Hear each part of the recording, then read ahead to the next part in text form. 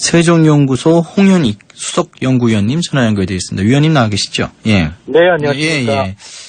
지금 우선 이 한미 정상회담 얘기 전에 지금 트럼프의 친서가 김정은 위원장에게 전달됐다 이 소식이 지금 들어와 있습니다. 근데 그 친서 내용 중에 흥미로운 내용이 담겼다, 뭐 신중하게 생각하고 있다 이런 김 위원장 발언도 전해지고 있는데 이 흥미로운 내용 도대체 무엇을 말하는 걸까요?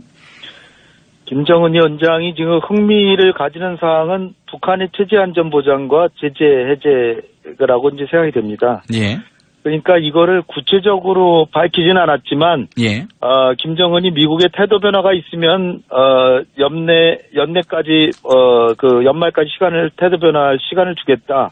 그런데 이제 흥미가 있다 그러면은 태도 변화와 관련된 문제가 아니겠느냐. 예. 그러면은 결국은 김정은이 관심을 갖고 있는 체제안전보장, 사실 하노이에서도 체제안전보장을 연락대표부 설치와 종전선언을 해주려고 했거든요. 예. 그러니까 체제안전보장에 대한, 하노이에서 했던 약속이 유효하고, 예. 그리고 제재에 대해서도 단계적으로, 완화를 거쳐서 해제로 갈 수도 있다. 이런 내용이 담기지 않았을까 보입니다. 예. 물론 거기에 대응해서, 북한도 검증 가능한 비핵화를 우리가 믿을 수 있도록 해줘야 된다. 예. 이렇게 좀 포괄적이지만 약간의 그 북한의 안보 우려와 경제 발전을 저해하고 있는 제재에 대해서도 언급하지 않았을까. 예, 그렇군요. 네. 이번 친서로 지금 친서로 서로 주고받은 겁니다. 예, 김정은 위원장과 트럼프 미국 대통령이 좀 북미 간의 이 교차 상태에 빠진 비핵화 협상이 좀 돌파구가 열리겠느냐 이런 기대들을 많이 하는데 어떻게 봐야 될까요? 친서로 봤을 때, 예. 예, 사실 북한의 그 정치적 특수성을 보면 1인 독재이기 때문에. 예. 김정은이 흥미를 가졌다 그러면 이건 나오는 거죠. 일단 북한은 나오는 거고, 폼페이오 장관도, 우리는 다 준비돼 있고, 조만간에 재개될 수 있는 진중한 신호가 아닌가 보인다. 이렇게 판단하고 있는 걸로 봐서. 예. 일단 내일이나 모레쯤, 스티브 비건 대표가 이제 서울에 오거든요. 예. 그때 판문점에서 물밑 접촉이 있을지는 모르지만, 예. 제가 볼 때는, 한미 정상회담 이후에는 실무회담은 시작된다. 그렇게 지금 볼 수 있다라고, 판단이 됩니다. 북미 정상회담을 위한 실무회담이 한미 정상회담 이후에 시작될 수 있을 것이다. 예, 네. 예. 지금 관련지어서 하나 더 여쭤보고 싶은 게, 지난주 이제 북미 정상회담이, 북중 정상회담이 열렸습니다. 김정은 위원장하고 이제 시진핑 주석이 만났는데, 이 중국이 이제 북한 카드를 쥐고 이제 비핵화 협상 이런 것에 진전 어떤 성과를 거두면 이 촉진자, 이 중재자로서의 우리 정부 입지가 좀 좁아드는 게 아니냐, 역할이 좀 없어지는 것 아니냐 이런 우려들을 많이 하세요. 중국의 역할론이 비대해지면. 네, 물론 중재자나 촉진자의 역할을 중국이 나눠 가질 가능성은 이제 커졌죠. 예. 그리고 중국의 주관 심사는 자신들이 영향력을 행사할 수 있는 육자회담이 아니라면, 육자회담은 지금 쉽지 않거든요. 예. 그게 아니라면 한반도 평화 체제를 구축하기 위한 사자 협상인데, 이거는 비핵화가 되려면 이 논의가 돼야지 정상이고, 그것이 성공해서 한반도 평화 협정이 체결되면서 북핵 문제가 완전히 해결되는 게 정상이거든요. 예. 그렇다면 중국의 입지가 커지는 게 결코 북핵 문제 해결이나 한반도 평화 체제 구축에 저해되는 것은 아니다. 그리고 우리 정부를 우회할 수도 없습니다. 평화 체제 논의하려면 한국을 반드시 거쳐야 되고, 그러니까. 북핵 문제도 우리가 당사자이기 때문에 미국이 우리를 무시할 가능성도 없고, 단지 이제 북한이 우리하고 북핵 문제는 본래 상의하지 않았거든요. 근데 이제 우리가 갖고 있는 카드는 남북 경협이기 때문에.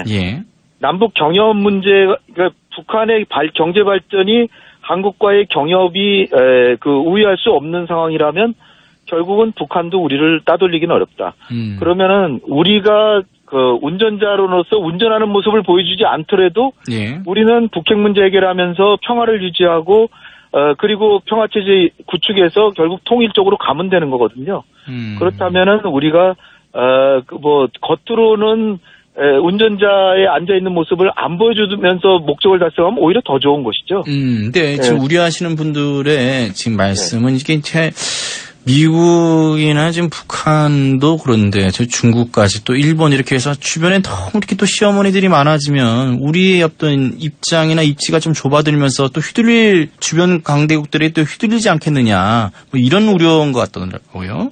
우려를 완전히 불식할 수는 없습니다만 예. 그래도 북핵 문제가 해결 안 되는 게 평화체제 구축의 진도가 안 나가서 안 되는 거라고 보면 그거를 이제 김정은 위원장은 자기네 체제 안전 보장 이렇게 표현하는 거죠. 예. 근데 북한을 체제 안전 보장해 주는 게 북미 간에 불가침 조약 맺고 미 의회의 비준을 받아주면 그게 북한은 더 바라는 건데 미국은 그건 못 해주겠다 그러니까 그렇다면 차선책으로 결국 한반도 평화체제 협상이 시작되는데 그건 남북 미중이란 말이죠. 예.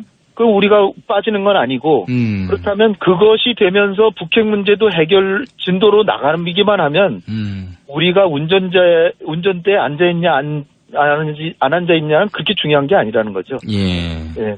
그리고 제일 우려가 된다면 미중 무역 협상을 위해서 북핵 문제를 더 악화되도록 하는 방향으로 중국이 나올 가능성인데 그럴 가능성 별로 없다. 그건 이제 제가 볼 때는 시진핑이 노리는 거는 우리가 지금 김정은을 대화로 끌고 나온 거는 선물이고 예. 그러나 무역 협상을 완전히 결렬하면 제재하는데 우리가 제재 충실히 미국이 원하는 대로 안 해줄 수 있다는데 예. 그거는 지금 북중 정상회담 하고 안 하고 여부와 상관없이 중국은 본래 갖고 있는 카드이기 때문에 예. 이번에 우리가 더 중국의 입지가 더 커졌다 이렇게 보기는 좀 과도한 우려가 아닌가. 그렇군요. 네. 30일날 이제 한미 정상회담이 공식 발표가 됐는데 이 전에 남북 정상회담이 열릴 가능성 원포인트로 판문점에서 할 수도 있겠습니다만 가능성이 없다고 봐야 되나요?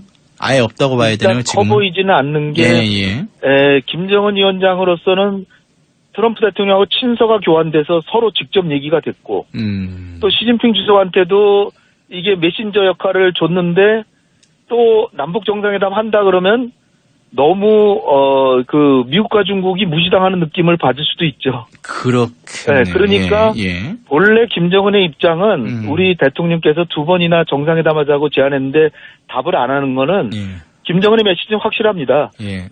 우리의 입장이 지금 바뀔 수는 없기 때문에 문재인 대통령 통해서 바뀐 입장을 전달 못하니까 만날 소용없고 그 대신에 트럼프 대통령을 만나서 북한의 입지를 잘 설명해서 트럼프 대통령이 약간 태도의 변화를 보이면 그 얘기는 들을 수 있다. 따라서 한미 정상회담 한 이후에 남북 정상회담 하자는 거거든요. 제가 볼 때는 안 하자는 게 아니라 한미 정상회담도 먼저 하십시오라는 의사표시를 저는 듣고 있습니다. 그렇군요. 이번 한미 정상회담 그러면 30일 날 열리는 이번 한미 정상회담에서 우리 목표라고 해야 되나요? 어느 정도까지 성과를 거둬야 됩니까? 미국도 사실 지금 빅딜을 한다 그러면 저는 김정은은 안 나올 거라고 봅니다. 그러니까 빅딜이 한국도 빅딜하면 좋다. 그러나 실현 가능성 면에서 너무 떨어진다. 그러니까 이미 하노이에서 연락대표부하고 종전선언을 해주기로 했으니까 그 입장은 계속 가져가고 그 다음에 제재 문제에 있어서 미국이 안보리 제재 5개를 해제하는 게 전면적인 해제나 마찬가지라고 생각이 된다면 안보리 제재는 한 2개 정도만 풀어주고 그 대신에 유엔 안보리 제재에서 충분히 용인이 될 수 있는 남북 경협은 이번에 풀어주는 게 어떻겠냐. 그러면 미국으로서는 정치적 부담을 좀 줄이면서도 비핵화를 성과를 가져오면 더 좋은 거 아니냐 이렇게 설득을 해서 그 정도 입장만 받으면 김정은을 설득할 수 있다. 저는 그렇게 봅니다. 근데 미국이 그런 제안을 받아들일까요? 받아들일 수도 있죠. 왜냐하면 지금 미국 내에서도 조금 분위기가 바뀐 게 민주당이나 그 전문가들 사이에서도 이게 결국 빅딜은 불가능하다. 빅딜은 불가능하다. 트럼프의 그 정치적인 그 조언자라고 볼 수 있는 리처드 하스 외교협회 회장 같은 사람도 단계적 접근이 결국 실현 가능성이 있고 그것이 합리적이고 그렇지 않으면 결국은 북미 협상 해보나 마나다.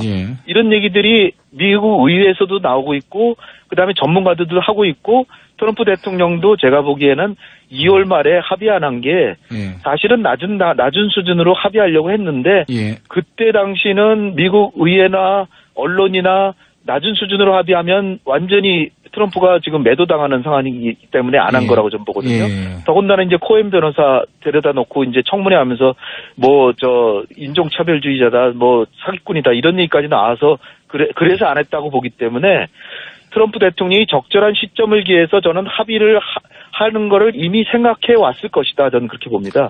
그런데 이제는 시점이 왔다. 그렇게 판단한 것이 아닌가 보는 거죠. 예.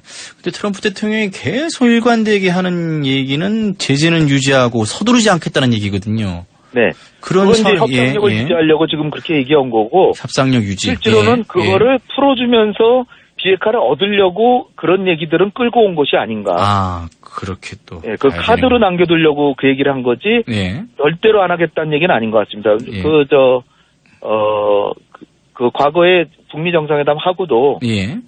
그러니까 싱가포르 정상회담 하고도. 예. 비핵화 20%만 되면 돌이킬 수 없는 거 아니냐. 그때쯤에는 완화할 수 있다. 그렇게 이미 트럼프 대통령 자신이 얘기한 적도 있습니다. 예. 알겠습니다, 위원님. 오늘 말씀 여기까지 듣겠습니다. 네, 감사합니다. 세종연구소 홍현익 수석연구위원님과 얘기를